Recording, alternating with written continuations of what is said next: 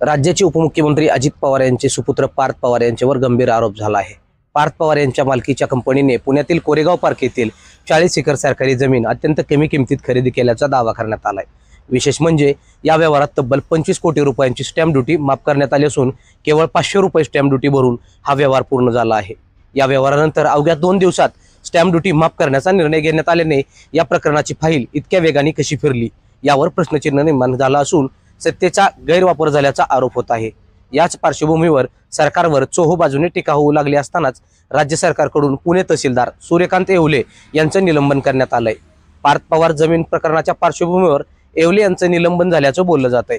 येवले यांना नेमकं कोणत्या प्रकरणात निलंबित करण्यात आलं आहे, या प्रकरणापासून लक्ष भरकटण्यासाठी मीडियाच्या माध्यमातून एक वेगळा संभ्रम निर्माण केला जातोय का, जाणून घेऊ या व्हिडिओच्या माध्यमातून। नमस्कार, मी विकास, तुम्ही पाहताय महाराष्ट्र टुडे लाईव्ह।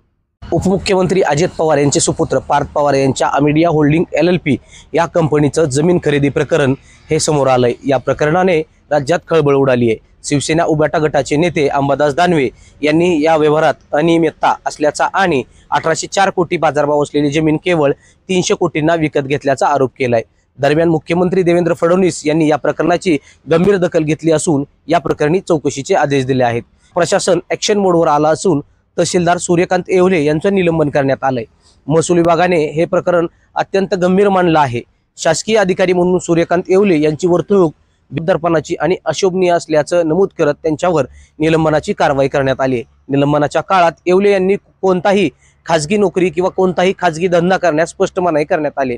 या प्रकरणी अतिरिक्त मुख्य सचिव विकास खरगे यांच्या अध्यक्षतेखाली चौकशी समिती स्थापन करण्यात आली आहे।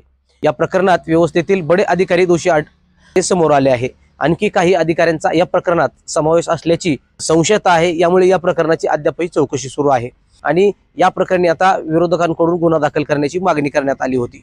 या प्रकरणी शीतल तेजवानी आणि पार्थ पवार यांचे पार्टनर दिग्विजय पाटील यांच्यावरती गुन्हा दाखल करण्यात आलाय। मात्र या प्रकरणी पुण्याचे तहसीलदार सूर्यकांत येवले यांना पार्थ पवार यांच्या जमीन हडपण्याच्या प्रकरणात नाही तर पुण्याच्या बोपोडी येथील सर्वे नंबर 62 मधील ॲग्रिकल्चर डेअरीची शासकीय मालकीची जागा खाजगी व्यक्तीस दिल्याप्रकरणी निलंबित करण्यात आलंय।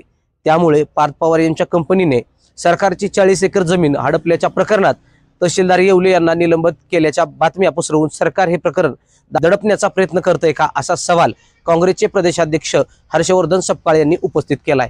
यामुळे आता या प्रकरणामध्ये खरं तर SITच्या माध्यमातून चौकशी व्हावी अशी मागणी विरोधकांकडून केली जाते। यामुळे या प्रकरणी दोघांवर जर गुन्हा दाखल असला तरी अद्यापही अजित पवार यांचे चिरंजीव पार्थ पवार यांच्यावर गुन्हा दाखल झाला नाही। यामुळे आता विरोधकांकडून या प्रकरणी पार्थ पवार यांच्यावर गुन्हा दाखल करण्याची मागणी केली जाते।